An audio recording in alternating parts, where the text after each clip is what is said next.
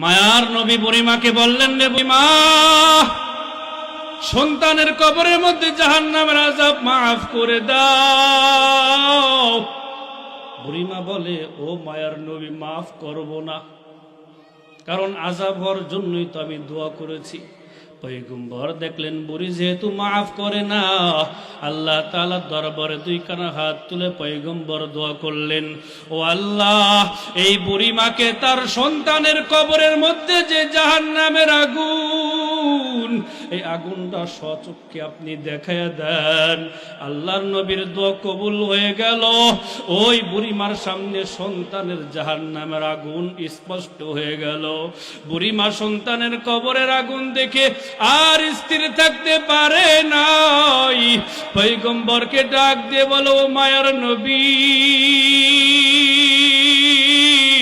জাহান্নামের আগুন যে এত কঠিন আমি মাকে বুঝতে পারি নাই, আমি আমার সন্তানকে মাফ করে দিলাম।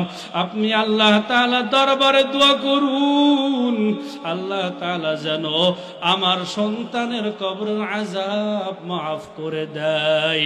রাহমাতুল লিল আলামিন দোয়া করলেন, আল্লাহ তাআলা দোয়া কবুল করে নিল। পয়গম্বরের চেহারার ভিতরেও সুন্দর স্পষ্ট হয়ে গেল, চেহারাটাও টলটলো হয়ে গেল। তুই মরিলে কান্দিবে কয়জন, ওরে মন, তুই মরিলে কান্দিবে কয়জন, যখন আন্দার ঘরে শোয়াইবে, মাটির দেহ মাটি খাবে, একদিন তোরে ভুলবে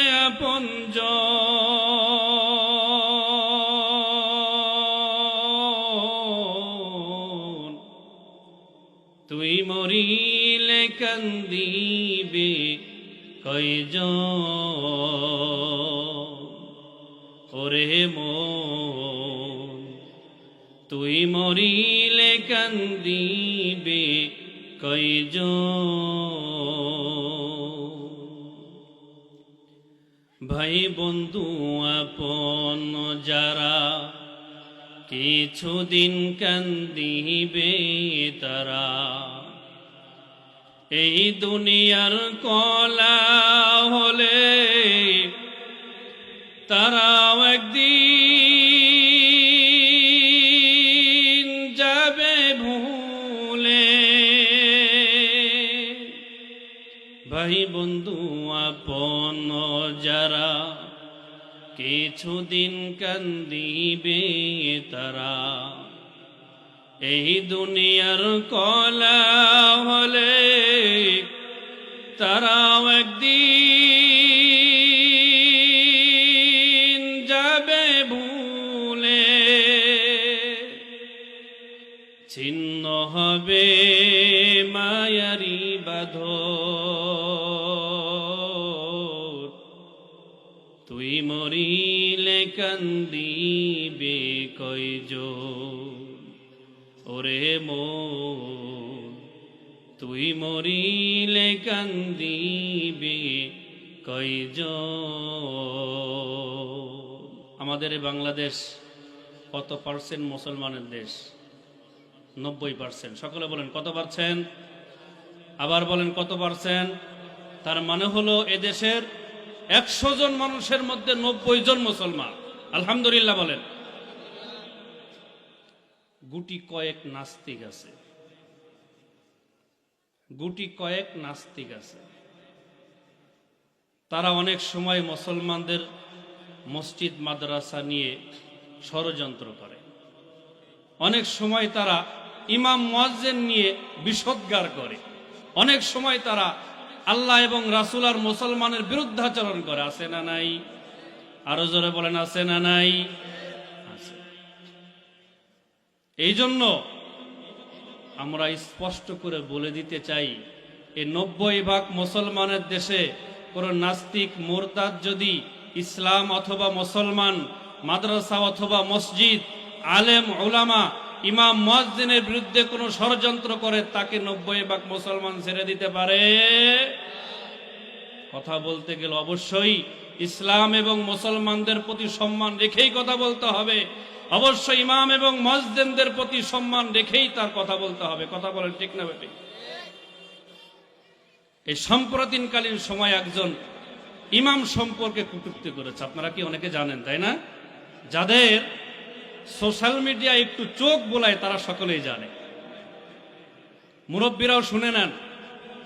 ইমামদের সম্পর্কে কটূক্তি করেছে, খুবই একটা অশ্লীল বাক্য বলেছে, মুরব্বীদের সামনে বলতে শরম করছে আমার। ইমামরা বলেছে, ইমামরা, ইমাম যদি বলেন তাহলে আপনার মসজিদের একজন ইমাম, কথা বলেন। আর ইমামরা অথবা ইমামগণ যদি বলা হয় তাহলে কি আপনার মসজিদের একজন নাকি পৃথিবীর সকল ইমাম? পৃথিবীর সকল ইমামকে বোঝায়। শুধুমাত্র পৃথিবীর সকল ইমাম না, বিগত দিনের যে সমস্ত ইমাম চলে গেছে তারাও ইমামরা। তাহলে বিগত দিনে সাহাবায়ে কেরাম ইমামতি করছে কি করে নাই? আরো জোরে বলেন, করছে কি করে নাই? রাসূল সাল্লাল্লাহু আলাইহি সাল্লাম ইমামতি করেছে কি করেন নাই? তাহলে ইমামরা বললে, ইমামগণ বললে শুধুমাত্র একজন ইমাম বুঝান না, একেবারে আপনার মসজিদের ইমাম থেকে শুরু করে রাহমাতুল আলামিন পর্যন্ত চলে যায়। সুতরাং ইমামদের সম্পর্কে কথা বলতে গেলে অবশ্যই মুখে লাগাম রেখেই কথা বলতে হবে। কারণ ইমাম মানে শুধুমাত্র একজন ইমাম না, ইমাম মানে আমার নবী মুহাম্মদ রাসূলুল্লাহ সাল্লাল্লাহু আলাইহি ওয়াসাল্লাম পর্যন্ত। এই জন্য যদি গুটি কয়েক নাস্তিক মুরতাদেরা এই রাসূল সাল্লাল্লাহু আলাইহি ওয়াসাল্লাম, ইসলাম, মুসলমান, নামাজ এবং মুসলমানদের কার্যক্রম সম্পর্কে কোনো বাজে কথা বলে, মুসলমান তাদের ছেড়ে দিতে পারে? নাস্তিকতা নিপাত যাক, দিন ইসলাম জিন্দাবাদ। নাস্তিকতা নিপাত যাক, দিন ইসলাম জিন্দাবাদ। কোটি প্রাণের একই আওয়াজ, খোদাদ্রোহী ছাড় পাবে না, এই বাংলায় ঠাই হবে না, মুসলমানরা জেগেছে আজ। নাস্তিকতা নিপাত যাক, দিন ইসলাম জিন্দাবাদ। নাস্তিকতা নিপাত যাক, দিন ইসলাম জিন্দাবাদ। কোটি প্রাণের একই আওয়াজ, খোদাদ্রোহী ছাড় পাবে না, এই বাংলায় ঠাই হবে না, মুসলমানরা জেগেছে আজ। ও জোর কদমে সামনে চলো, বজ্রকণ্ঠে আওয়াজ তোলো, সবাই মিলে একই তালে দাও না স্লোগান, হে নারায়ে তাকবীর, নারায়ে তাকবীর। দিন ইসলাম, দিন ইসলাম জিন্দাবাদ, জিন্দাবাদ। ইসলামেরই জন্য দেশের হয়েছে জন্ম, ইসলামের বিরুদ্ধে গেলে দেশ হবে ভিন্ন। ইসলামের বিরুদ্ধে যারা নিয়েছ অবস্থান, এই বাংলায় ঠাই হবে না, যাও হিন্দুস্তান। কথা বলেন ঠিক না ঠিক? সুতরাং এই বাংলায় থাকতে গেলে, 90% মুসলমানের দেশে থাকতে গেলে অবশ্যই মুসলমানদের প্রতি সম্মান রেখেই চলতে হবে। কথা বলেন ঠিক না ঠিক? এই জন্য নাস্তিক মুরতাদদেরকে আমরা ছাড় দিতে পারি? ছাড় দিতে পারি না। ওরা আমাদের শত্রু, ওরা আল্লাহ তাআলার শত্রু। সুতরাং খোদাদ্রোহীকে কিন্তু আমরা ছাড় দিতে পারি না। আমরা ইসলামের আইনের প্রতি শ্রদ্ধা রেখে অবশ্যই তাদের বিরুদ্ধাচরণ করব, এটাই আল্লাহ তাআলার বিধান। আল্লাহ তাআলা আমাদের সকলকেই তৌফিক দান করুক, বলেন আমিন। আমি আপনাদের সামনে কোরআনুল কারীম থেকে যে আয়াতে কারিমা তেলাওয়াত করেছি, সূরাতুন নিসার 48 নম্বর আয়াত। সকলে বলেন কোন সূরা? একটু মুখস্থ করে যান, যেন আগামীকাল বলতে পারেন যে অমুক মসজিদের উদ্যোগে ওয়াজ মাহফিল হয়েছে, অমুক সূরার অমুক নম্বর আয়াত সম্পর্কে আলোচনা। কথা বলেন কোন সূরা? সূরাতুন নিসা। আবার বলেন কোন সূরা? আরো জোরে, কত নম্বর আয়াত? আবার বলেন কত নম্বর আয়াত? আল্লাহ তাআলা বলেন, ইন্নাল্লাহা লা ইয়াগফিরু আন ইউশরাকা বিহি ওয়া ইয়াগফিরু মা দুনা যালিকা লিমান ইয়াশা।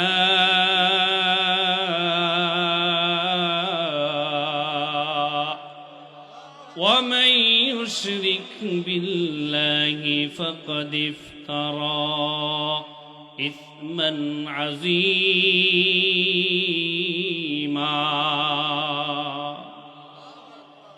আল্লাহ তাআলা বলেন, নিশ্চয়ই আমি আল্লাহ তোমাদেরকে সকল প্রকার গুনাহ মাফ করে দিতে পারি, কিন্তু শিরকের গুনাহ আমি আল্লাহ মাফ করব না। নামাজ হয়তো বেশি পড়তে পারো নাই, রোজাও রাখতে পারো নাই, হজ যাকাতের প্রতি অতটা আগ্রহী ছিল না, আমি আল্লাহ তাআলার দয়া মায়ায় ইচ্ছা হলে তোমার মাফ করে দিতে পারি। কিন্তু বান্দা শিরকের গুনাহ আমি আল্লাহ মাফ করব না। শিরক ও ইসয়ান ও দলালত से बचा कर ऐ करीम कर हिदायत मुझको अब राहे सिराते मुस्तकीम कर हिदायत मुझको अब राहे सिराते मुस्तकीम। हद से अब तर हो गया है हाल मुझ बदकार का कर मेरे इमदाद अल्लाह वक्त है इमदाद का कर मेरे इमदाद अल्लाह वक्त है इमदाद का। আল্লাহ তাআলা বলেন, বান্দারে শিরকের গুনাহ ব্যতীত যত গুনাহ আছে আমি আল্লাহ ইচ্ছা করলে মাফ করে দিতে পারি, কিন্তু শিরকের গুনাহ আমি আল্লাহ মাফ করব না। ومن يشرك بالله فقد افترى إثما عظيما। কারণ যেই বান্দা আমি আল্লাহ তাআলার সাথে শরীক স্থাপন করলো ওই বান্দা মহা পাপে লিপ্ত হয়ে গেল। রাহমাতুল লিল আলামিন পয়গম্বর মুআজ ইবনে জাবাল রাদিয়াল্লাহু তাআলা আনহু থেকে বর্ণিত, মুআজ ইবনে জাবাল রাদিয়াল্লাহু তাআলা আনহু বলেন, আওসানি রাসূলুল্লাহ সাল্লাল্লাহু আলাইহি ওয়াসাল্লাম বিআশরি কালিমাতিন। পয়গম্বর রাহমাতুল লিল আলামিন আমাকে 10টি বিষয় ওসিয়ত করেছে। قال النبي صلى الله عليه وسلم لا تشرك بالله شيئا وإن قتلت وحرقت। পয়গম্বর প্রথম নাম্বার ওসিয়ত করেছে, ও মুআজ আল্লাহ তাআলার সাথে কাউকে অংশীদার করা যাবে না, শরীক স্থাপন করা যাবে না। وإن قتلت وحرقت যদিও তোমাকে কেটে টুকরা টুকরা করে ফেলে দেওয়া হয়, যদিও তোমাকে আগুনের মধ্যে পুড়িয়ে ভস্ম করে দেওয়া হয়, লা তুশরিক বিল্লাহি শাইআ আল্লাহ তাআলার সাথে কাউকে অংশীদার করা যাবে না। রাহমাতুল লিল আলামিন ব্যাপারটা এভাবেই বললেন। মুআজের এক পাশে রয়েছে হলো অগ্নিকুণ্ড আগুন, অপর পাশে রয়েছে হলো আল্লাহ তাআলার সাথে অংশীদার করা, শিরক করা। আল্লাহ তাআলার সাথে যদি শিরক করো, অংশীদার করো, জীবন বাঁচবে, ঈমান বাঁচবে না। আর যদি আগুনের মধ্যে ঝাঁপ দাও, মুআজ রে ঈমান বাঁচবে কিন্তু জীবন বাঁচবে না। এমন অবস্থায়ও যদি তুমি পতিত হও, ও মুআজ এমন অবস্থায়ও তুমি তোমার ঈমান রক্ষার্থে জীবন ছেড়ে দিও। সুতরাং ঈমান রক্ষা করার জন্য যদি জীবনও দিতে হয় তবুও দিতে হবে, কিন্তু শরীক স্থাপন করা যাবে। রাহমাতুল লিল আলামিনের আশিক আল্লাহ তাআলার প্রিয় বান্দা সাইয়্যিদুনা হযরত বেলাল। বেলালের নাম শুনে নাই এমন মুসলমান খুব কম আছে, কথা বলেন ঠিক না ঠিক?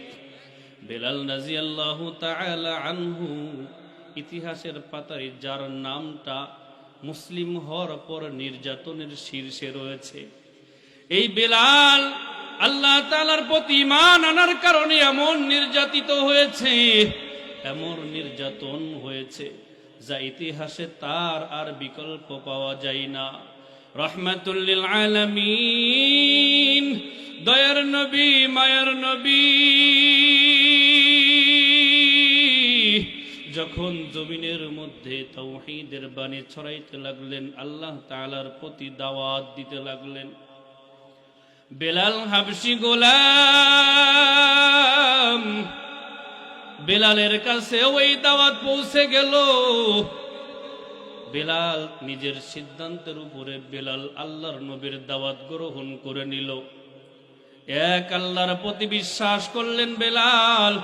পয়গম্বর রহমাতুল লিল আলামিন মায়ার নবীকেও তিনি বিশ্বাস করে নিলেন পয়গম্বরের নবী। আল্লাহ তাআলার নবী পয়গম্বর এটাও বিশ্বাস করে নিলেন। এই কথাটা যখন বেলালের মানিব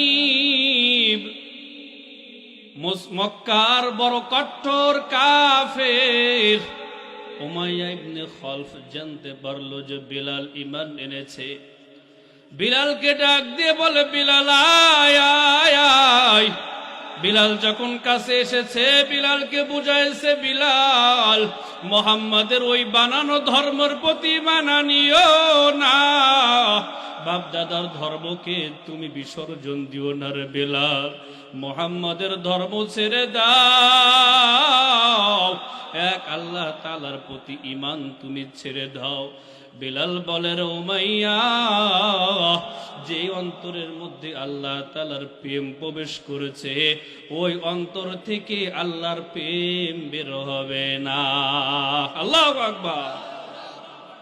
উমাইয়া বলে, বেলাল, যদি তুমি মুহাম্মাদের ধর্ম ত্যাগ না করো, এক আল্লাহর প্রতি বিশ্বাস যদি তুমি না ছেড়ে দাও, তোমাকে শাস্তি দেওয়া হবে।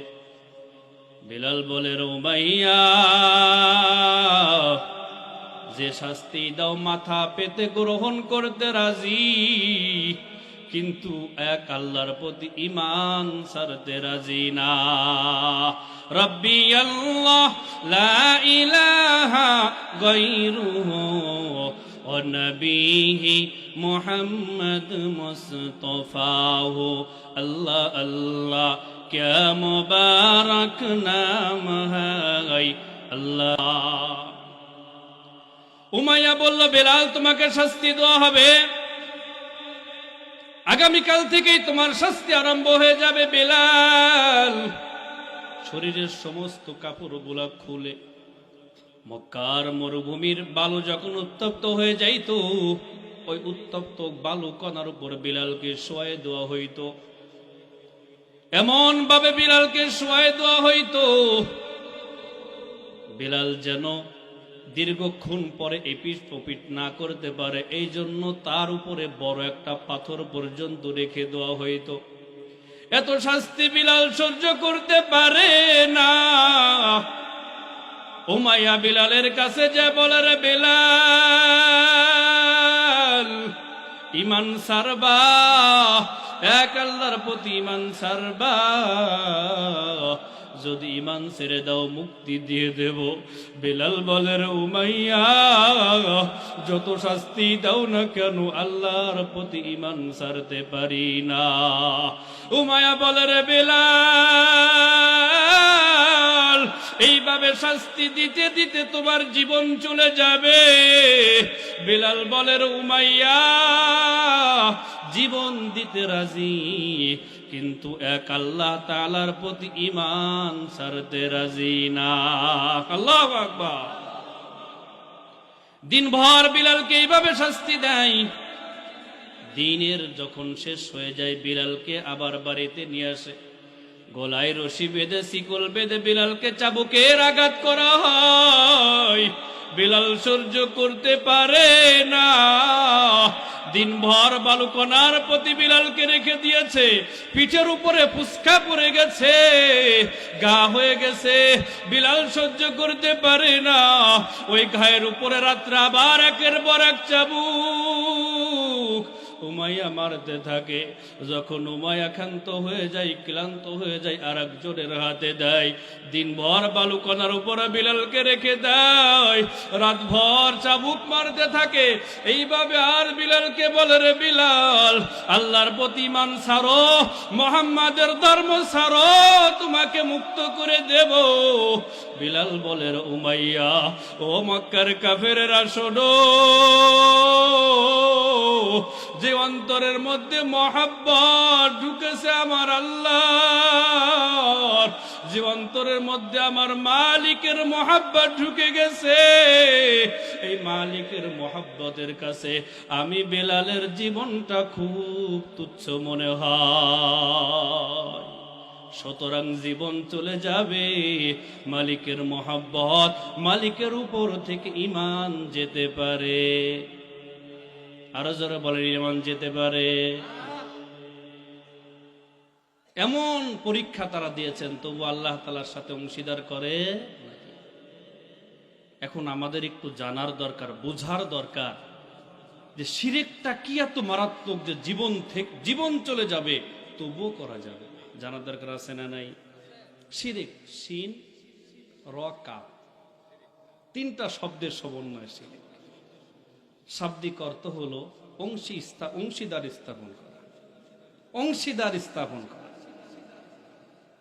এর পরিভাষাই বলা হয় আল্লাহ তাআলার জাত এবং সিফাতের সাথে যত বিষয় আছে, এই বিষয়ের সাথে কোন মাখলুককে লাগিয়ে দেওয়া, তার সমকক্ষ মনে করা, এটাই শিরক। যেমন ইবাদত, এ হকটা কার? ইবাদত করব কার জন্য? আরো যে বলেন কার জন্য? ইন্না সালাতি ওয়া নুসুকি ওয়া মাহইয়ায়া ওয়া মামাতি লিল্লাহি রাব্বিল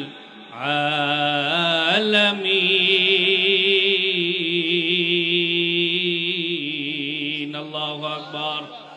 আমার নামাজ, আমার কুরবানি, আমার বেঁচে থাকা, আমার মরে যাওয়া সব হবে কার জন্য? কিন্তু যদি ইবাদত বান্দা কোনো পীরের নামে করে, সেটা কি হবে? শিরক হয়ে যাবে। পীরের নামে ইবাদত করে কেমনে? পীরের দরবারে সেজদা দেয়, এমন আছে না নাই? আরো জোরে বলেন আছে না নাই? এই কপালটা ঠেকাইতে হবে একমাত্র কার সামনে? এই কপাল যদি কোনো পীরের সামনে ঠেকাই, এই কপাল যদি কোনো মাজারে ঠেকাই, সেটাই হয়ে যাবে শিরক। আর মুশরিকের জন্যই হচ্ছে মহা দুর্ভোগ। এই মুশরিক বানাই এমন পীর আছে না নাই?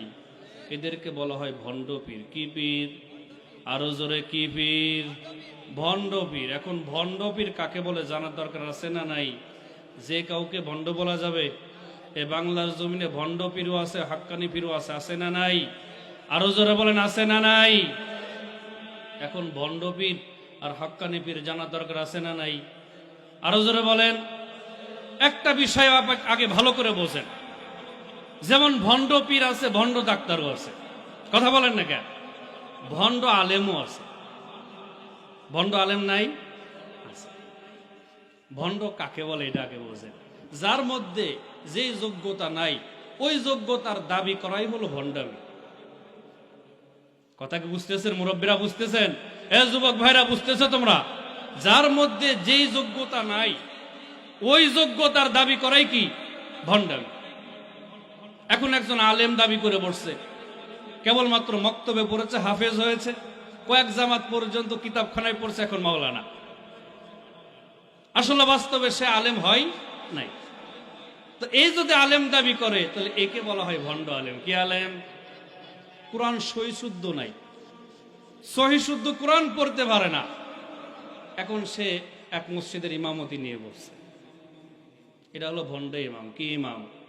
আরো যারা বলেন কি ইমাম? ডাক্তারির যোগ্যতা নাই, ডাক্তারি করবে সেই যোগ্যতা নাই, পাশ করে নাই, চেম্বার খুলে বসে এখন রোগী দেখা শুরু করেছে, এগুলো ভণ্ড ডাক্তার। কি ডাক্তার? ঠিক তেমনি ভাবে পীর হওয়ার জন্য সর্বপ্রথম শর্ত হলো আলেম হওয়া। কি হওয়া? সর্বপ্রথম শর্ত আলেম হওয়া। কোরআনের জ্ঞান থাকতে হবে, হাদিসের জ্ঞান থাকতে হবে। এটা যদি থাকে, তার পরবর্তী স্টেপ যাওয়ার পরে সে হবে পীর। যে সমস্ত পীর দেখবেন আলেম না, পীর দাবি করে বসেছে, এরা কি পীর? আবার বলেন কি পীর? এমন আছে না নাই? বাংলাদেশের ভণ্ড পীরের ভণ্ডামিতে দেশ অচল, রুখতে হবে, ভাবতে হবে দেশ কিভাবে হয় সচল। কথা বলেন। বাংলাদেশের ভণ্ড পীরের ভণ্ডামিতে দেশ অচল, রুখতে হবে, ভাবতে হবে দেশ কিভাবে হয় সচল। একটা নয়, দুইটা নয়, হাজার হাজার ভণ্ডামি আছে না নাই? এই পীরদের, ভণ্ড পীরদের প্রথম নম্বর কাজ হলো আলেম বিমুখ করা। দেখবেন তারা সর্বপ্রথম যাওয়ার পরেই এমন হয় যে আলেম দেখতে পারে না। কি দেখতে পারে না? নামাজ পড়া এটা ভালোবাসে না, ওয়াজ শোনা এটা ভালোবাসে না। এমনকি তাদের সর্বপ্রথম সবক দিয়ে দেয়, আগে করো রে মুনাফিকের কাজ, ধ্যান যোগে হয় দিলের নামাজ। নাউজুবিল্লাহ বলেন, আছে না নাই? আগে করো রে মুনাফিকের কাজ, ধ্যান যোগে হয় দিলের নামাজ। ও তোমার পাঞ্জে গানা নামাজ পড়া লাগবে না, কোরআন হলো 90 পারা, শরীয়তে মানে না, শরীয়তের মাওলানারা হলো কানা। ইমাম শুধু নামাজ পড়ে, ইমাম শুধু নামাজ পড়াই, নিজের নামাজ পড়ে না। এমন কথা বলে কি বলে না? কথা বলেন। কোরআন কি 90 পারা? ইমাম শুধু নামাজ পড়ায়, নিজের নামাজ নাকি পড়ে না। আর নামাজ নাকি ধ্যান যোগেই হয়ে যাবে। এরকম আছে না নাই? এদের থেকে সাবধান থাকতে হবে। সুতরাং এই কপাল, এই সিজদা একমাত্র কোথায় পড়বে? মান্নত, এটা একটা ইবাদত। এটা যদি পীরের নামে মান্নত করে সেটা হয়ে যাবে শিরক, আর যেই ব্যক্তি এটা করবে সে হবে মুশরিক। বুঝতেছেন কথা? এই ভণ্ড পীররা আবার বাবার দরবারে গরু নিয়ে যায় কি যায় না? গরু নিয়ে যায় কি যায় না? যাই তো যাই, আবার সাথে সাথে গান গাইতে গাইতে যায়, আমাগো বাবার দরবারেতে এত গরু যায়। আছে না নাই? কথা বলেন। আমাগো বাবার দরবারেতে এত গরু যায়, অন্য পীরের দরবারে এত মানুষ নাহি হয়, আমাগো বাবার দরবারেতে কত গরু যায়। আমি বলি, ও গাধা, ও মুশরিক, ও বোকা, মানুষের দরবারে মানুষ যায়, গরুর দরবারে গরু যায়। কথা বলেন, ঠিক না ঠিক? বিশ্ব ইজতেমা হবে, কয়টা গরু যায়? না সব মানুষ? কথা কি বুঝতে পেরেছেন? এই জন্য মানুষের দরবারে মানুষ যায়, গরুর দরবারে গরু যায়। কোন পীরের নামে মান্যত করা যাবে? এরপর এটা গেল আল্লাহ তাআলার সাথে সরাসরি যে ইবাদত। কিছু বিশ্বাস, গুণাবলী, যেমন মানুষের ভালো এবং মন্দ করেন কে? আরো জোরে, আরো জোরে বলেন। আল্লাহ তাআলা বলেন, আমি আল্লাহ যদি কারো ভালো করি, তোর পীর সুদ্ধা দুনিয়ার সমস্ত মানুষ যদি তোর ক্ষতি করার জন্য চেষ্টা করে, কেউ তোর এক চুল পরিমাণও ক্ষতি করতে পারবে না। وَإِن يَمْسَسْكَ اللَّهُ بِضُرٍّ فَلَا كَاشِفَ لَهُ إِلَّا هُوَ وَإِن يَمْسَسْكَ بِخَيْرٍ فَهُوَ عَلَى كُلِّ شَيْءٍ قَدِيرٌ। আল্লাহু আকবার।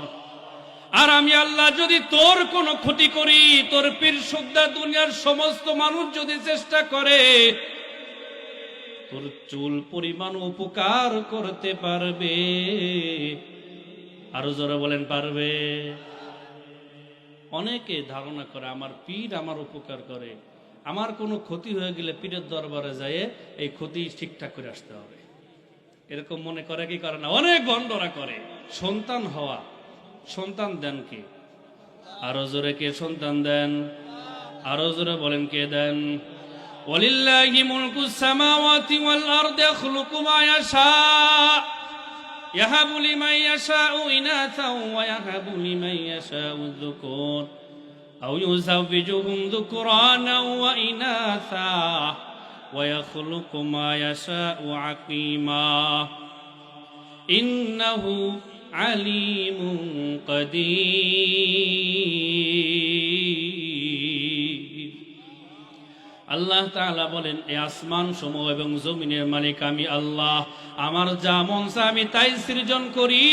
আমি কাউকে ছেলে দেই, কাউকে মেয়ে দেই, কাকেও ছেলেও দেই, মেয়েও দেই, আবার কাউকে আমি ছেলেও দেই না, মেয়েও দেই না, বন্ধা বানায়া রাখি। এই ইচ্ছাটা কার? আরো জোরে বলেন কার? কোন পীরের দরবারে, কোন পীরের হাতে ক্ষমতা আছে? সুতরাং কেউ যদি মনে করে পীর আমার সন্তান দিয়ে দিবে, কি হবে? শিরক হয়ে যাবে। শিরক করলে সমস্যাটা কি? আল্লাহ তাআলা বলেন, ওয়া ইউশরিক বিল্লাহ ফাকাদ হারামাল্লাহু আলাইহিল জান্নাহ ওয়া মাওয়াহুন নার ওয়া মা লিয-যালিমিন মিন আনসার। যেই বান্দা আল্লাহ তাআলার সাথে শিরক স্থাপন করলো, ওই বান্দার জন্য আমার আল্লাহ জান্নাতকে হারাম করে দিল। বলেন নাউযুবিল্লাহ। ওয়া মাওয়াহুন নার, ওই বান্দার আবাসস্থল হলো জাহান্নাম। আমার আল্লাহ তাআলা বলে, ওই জালেম, ওর জন্য কিয়ামতের দিন কোনো সাহায্যকারী থাকবে না। রাহমাতুল লিল আলামিন বুখারী শরীফের হাদিসের মধ্যে বলেন, মান মাতা ইউশরিক বিল্লাহ দাখালান নার। যেই বান্দা আল্লাহ তাআলার সাথে শিরক করে মৃত্যুবরণ করলো, সরাসরি ওই বান্দা জাহান্নামে ঢুকে গেল। নাউযুবিল্লাহ। হযরত মুআয ইবনে জাবাল রাদিয়াল্লাহু তাআলা আনহু বলেন, আমি এবং আমার মায়ার নবী একই একটা গাধার উপর সওয়ার ছিলাম। রাহমাতুল লিল আলামিন আমাকে বললেন, রে মুআয, তুমি কি জানো বান্দার উপর আল্লাহ তাআলার হক কি, আর আল্লাহ তাআলার উপর বান্দার হক কি? মুআয বলেন, পয়গম্বর, আল্লাহু ওয়া রাসূলুহু আ'লাম, আপনি এবং আল্লাহ তাআলাই ভালো জানেন। রাহমাতুল লিল আলামিন বলেন, রে মুআয, আল্লাহ তাআলার উপর বান্দার হক এবং বান্দার উপর আল্লাহর হক। বান্দার উপর আল্লাহ তাআলার হক হলো বান্দা আল্লাহ তাআলার সাথে কাউকে শরীক স্থাপন করবে না, আর আল্লাহ তাআলার উপর বান্দার হক হলো আল্লাহ তাআলা ওই বান্দাকে ক্ষমা করে দিবে। আল্লাহু আকবার। রাহমাতুল লিল আলামিন মুআযকে দ্বিতীয় নম্বর ওসিয়ত করেছেন, ওয়ালা তাউক্কুন্না ওয়ালিদাইক ওয়া ইন্নামা রাকা আন তাখরুজা মিন আহলিকা ওয়া মালিক। ওরে মুআয, পিতামাতার সাথে কখনো খারাপ ব্যবহার করবা না, পিতামাতার অবাধ্য হবা না। যদিও তোমার মা, তোমার বাবা, তোমার মাল, ধন সম্পদ, বিবি, বাল বাচ্চা সব কিছু থেকে তোমার তাড়িয়ে দেয়, তবুও পিতামাতার অবাধ্য করো না রে মুআয। পিতামাতার অবাধ্য সন্তান সমাজ আছে না নাই? আরো জোরে বলেন, আছে না নাই? পিতামাতার অবাধ্য সন্তান, ওরে সন্তান মনে রাখবা, রাহমাতুল লিল আলামিন বলেন, ও সন্তানেরা শোনো, তোমার বাবা হলো তোমার জান্নাত, তোমার মা হলো তোমার জান্নাত। সুতরাং কেউ যদি চাও তুমি জান্নাতকে স্থির রাখবা, ঠিক রাখবা, জান্নাতকে ঠিক রাখিও। আর কেউ যদি চাও জান্নাত ধ্বংস করে দিবা, ধ্বংস করিও। পিতামাতার সাথে কখনো খারাপ ব্যবহার করা যাবে না রে ভাই। ও যুবক ভাই, ও মুসলমান, ও পয়গম্বরের নবীর উম্মত, পিতামাতার সাথে কখনো খারাপ ব্যবহার করিও না। আসমা রাদিয়াল্লাহু তাআলা আনহা পয়গম্বরের দরবারে এসে বলো, পয়গম্বর, আমি তো ইসলাম গ্রহণ করেছি, কিন্তু আমার মা মুশরিকা এখনো ইসলাম গ্রহণ করে নাই। আমার মা খবর পাঠিয়েছে আমার সাথে আমার মা একটু সাক্ষাৎ করবে, আমার মায়ের সাথে আমি দেখা করতে পারবো কি পারবো না? পয়গম্বর বলে, রে আসমা, তোমার মায়ের সাথে সাক্ষাৎ তো করবা, এমন কি সুন্দর শিষ্টাচার পূর্ণ ব্যবহার করবা। রাহমাতুল লিল আলামিন একদা এক সময় তিনি জান্নাতুল বাকিতে হাঁটাহাঁটি করতেছেন। পয়গম্বর একের পর এক সাহাবা একরামের কবর দেখে এবং সামনের দিকে আগিয়ে যায়। পয়গম্বর একের পর এক কবরগুলা দেখতেছে এবং সামনে অগ্রসর হইতেছে। একের পর এক কবর দেখতে দেখতে শেষ প্রান্তে চলে এসেছে পয়গম্বর মায়ার নবী। সর্বশেষ কবরে যখন চলে এসেছে, পয়গম্বর ওই কবরে আসে থমকে গেছে, চুপ করে গেছে। অনেকক্ষণ যাবত পয়গম্বর কোনো কথা বলে না। সঙ্গে যে সমস্ত সাহাবা একরাম আছে, ওই সমস্ত সাহাবা একরাম পয়গম্বরের কাছে কিছু জিজ্ঞাসা করবে, সেই সুযোগ পায় না, ভয় পায়। একজন সাহাবী পয়গম্বরকে সাহস নিয়ে বলো, মায়ার নবী, এই কবরের সামনে যখন আপনি চলে আসলেন, আপনার চেহারাটা লাল হয়ে গেল, কোনো কথা আপনি বলেন না, কারণটা কি? মায়ার নবী পয়গম্বর ডাক দিয়ে বলে, রে সাহাবী, এই কবরের সামনে যখন আমি আসলাম, আমি এসে দেখি কবরের মধ্যে জাহান্নামের আগুন। ওরে সাহাবী, আমার উম্মতের কবরের মধ্যে জাহান্নামের আগুন, আর আমি নবী বাড়িতে যে ঘুমাইব, হতে পারে না।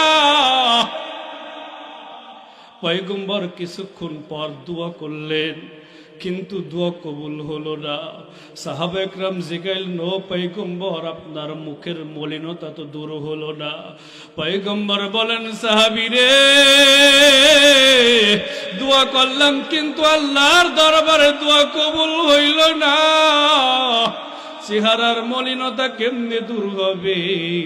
পয়গম্বর একজন সাহাবীকে ডাক দিলেন, এদিকে আসো, মদিনার বাজারে যাও, গিয়ে ঘোষণা করো, জান্নাতুল বাকিতে যাদের আত্মীয় স্বজনের কবর আছে, প্রত্যেক কবরের পাশে যেন তার একজন করে আত্মীয় সেখানে উপস্থিত হয়ে যায়। সাহাবী ঘোষণা করে দিলেন। মদিনার বাজারের মধ্যে ঘোষণা করার পর জান্নাতুল বাকিতে প্রত্যেক কবরের পাশে একজন করে আত্মীয় দাঁড়িয়ে গেল। কিন্তু যেই কবরের মধ্যে জাহান্নামের আযাব,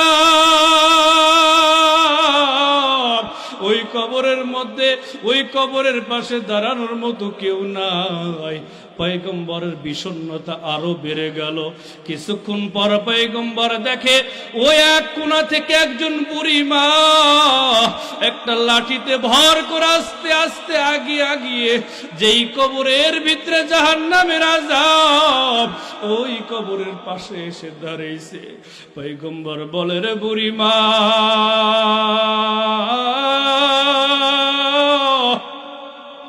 এই কবরের মধ্যে শুয়ে আছে যিনি, তোমার কি হয়? বুড়িমা বলে, ও মায়ার নবী, কবরের মধ্যে যিনি শুয়ে আছে আমার সন্তান। পয়গম্বর বলে, বুড়িমা রে, তোমার সন্তানের কবরের মধ্যে জাহান্নামের আগুন। এই কথা যখন বলেছে, বুড়িমা আনন্দে খুশি হয়ে গেছে। বুড়িমা আনন্দে খুশি হয়ে গেছে। পয়গম্বর বুড়ির দিকে তাকিয়ে বলে, রে বুড়িমা, সন্তানের কবরের মধ্যে জাহান্নামের আগুন, আর তুমি মা হয়ে কিভাবে খুশি হও, আনন্দিত হয়? পয়গম্বরকে ডাক দিয়ে বলে, ও মায়ার নবী, এই সন্তান যখন আমার পেটে আসে, ওর বাবা দুনিয়া থেকে চিরবিদায় নিয়ে গহীন কবরে চলে যায়। এই সন্তানকে অনেক কষ্ট করে জীবনের ঝুঁকি নিয়ে আমি ওকে দুনিয়ায় ভূমিষ্ঠ করি, কিন্তু এই সন্তান যখন ভূমিষ্ঠ হলো, আস্তে আস্তে অনেক কষ্ট করে সন্তান আমি লালন পালন করে বড় করলাম। সন্তান যখন প্রাপ্ত বয়স্ক হয়ে গেল, এই সন্তানকে আমি বিবাহ দিয়ে দিলাম। বিবাহ যখন দিয়ে দিয়েছি, এরপর থেকে আমার সাথে ওর দূরত্ব বাড়তে আরম্ভ করলো। একদিন ওর বিবি যেন ওর কানের মধ্যে ফিসফিস করে কি আমার ব্যাপারে একটা অভিযোগ দায়ের করলো। ওই সন্তান দৌড়ে এসে আমাকে এত অধিক পরিমাণ প্রহার করেছে, ও মায়ার নবী, আমি মা বেহুশ হয়ে জমিনের উপর লুটে পড়েছি। আমার যখন হুশ হয়েছে আমি আল্লাহ তাআলার দরবারে দুই হাত তুলে দোয়া করেছি, ও আমার মালিক, এই সন্তান যখন দুনিয়া থেকে বিদায় নিয়ে চলে যাবে ওকে আপনি কবরের মধ্যে জাহান্নামের আযাব দিয়েন, কারণ দুনিয়া থেকে আযাব দিয়েন না। আমি মা অনেক কষ্টের সন্তান, ওর আযাব দেখে সহ্য করবে না, ওর আযাব দেখে আমি মা সহ্য করতে পারবো না। আমার চোখের সামনে ওর শাস্তি দেন না, কবরের মধ্যে দিয়েন।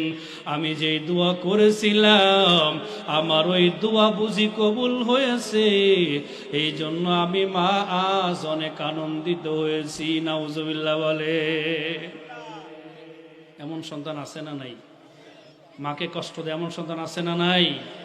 পিতা মাতাকে হত্যা পর্যন্ত করে এমন সন্তানও এই বাংলার জমিনে আছে। এদের জন্য আল্লাহর লানত ছাড়া আর কিছু না। মায়ার নবী বুড়িমাকে বললেন, রে বুড়িমা, সন্তানের কবরের মধ্যে জাহান্নামের আযাব মাফ করে দাও।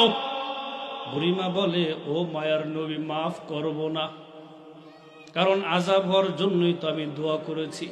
পয়গম্বর দেখলেন বুড়ি যেহেতু মাফ করে না, আল্লাহ তাআলার দরবারে দুই হাত তুলে পয়গম্বর দোয়া করলেন, ও আল্লাহ, এই বুড়িমাকে তার সন্তানের কবরের মধ্যে যে জাহান্নামের আগুন, এই আগুনটা স্বচক্ষে আপনি দেখায়া দেন।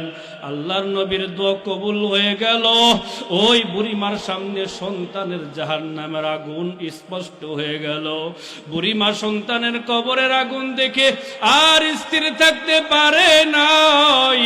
পয়গম্বরকে ডাক দিয়ে বলো, মায়ার নবী, জাহান্নামের আগুন যে এত কঠিন আমি মাকে বুঝতে পারি নাই। আমি আমার সন্তানকে মাফ করে দিলাম। আপনি আল্লাহ তাআলা দরবারে দোয়া করুন, আল্লাহ তাআলা যেন আমার সন্তানের কবরের আযাব মাফ করে দেয়। রাহমাতুল লিল আলামিন দোয়া করলেন, আল্লাহ তাআলা দোয়া কবুল করে নিল। পয়গম্বরের চেহারার ভিতরেও সুন্দর স্পষ্ট হয়ে গেল, চেহারাটাও টলটলো হয়ে গেল। এই জন্য বলি, যুবক ভাই, পিতামাতা তোমার সাথে যেমন আচরণ করুক, তুমি পিতামাতার সাথে খারাপ আচরণ করতে পারবা না। রাজি আছো সকলেই? সোহবতে সালেহ তোরা সালেহ কুনাত, সোহবতে তালেহ তোরা তালেহ কুনাত। মায়ের দোয়া লও হে মুমিন, মায়ের দোয়া লও, মায়ের দোয়া লও হে মুমিন, মায়ের দোয়া লও। বিপদে পড়বে না তুমি যখন যেথায় যাও, মায়ের দোয়া লও হে মুমিন, মায়ের দোয়া লও। একটি গিলাস পানির ফলে বাইজিদেরই কোলে তুলে, একটি গিলাস পানির ফলে বাইজিদেরই কোলে তুলে, হাত তুলে মা করেন দোয়া, বাইজিদকে ওলি বানাও। হাত তুলে মা বলেন দোয়া, বাইজিদকে ওলি বানাও। মায়ের দোয়া লও হে মুমিন, মায়ের দোয়া লও, মায়ের দোয়া লও হে মুমিন, মায়ের দোয়া লও। পিতামাতার দোয়া নিতে রাজি আছেন? আরো জোরে বলেন, রাজি আছেন? কাদের পিতামাতা এখনো বেঁচে আছে হাত তোলেন। পিতামাতা অথবা যে কোনো একজন বেঁচে আছে, পিতামাতার সাথে আজকে ওয়াদা করেন কোনদিনও খারাপ আচরণ করবেন না। রাজি আছেন? আল্লাহ তাআলা আমাদের তৌফিক দান করুক। হাত নামান। পিতামাতা চলে গেছে কার কার দেখি? পিতা অথবা মা, অথবা দুইজনই চলে গেছে। সব এতিম। আয় আল্লাহ, এই এতিমদেরকে আপনি, এই অসহায়দেরকে আপনি এদের দোয়া কবুল করে নেন এবং এদের পিতামাতার কবর আযাব মাফ করে দেন। সকলে বলেন আমিন।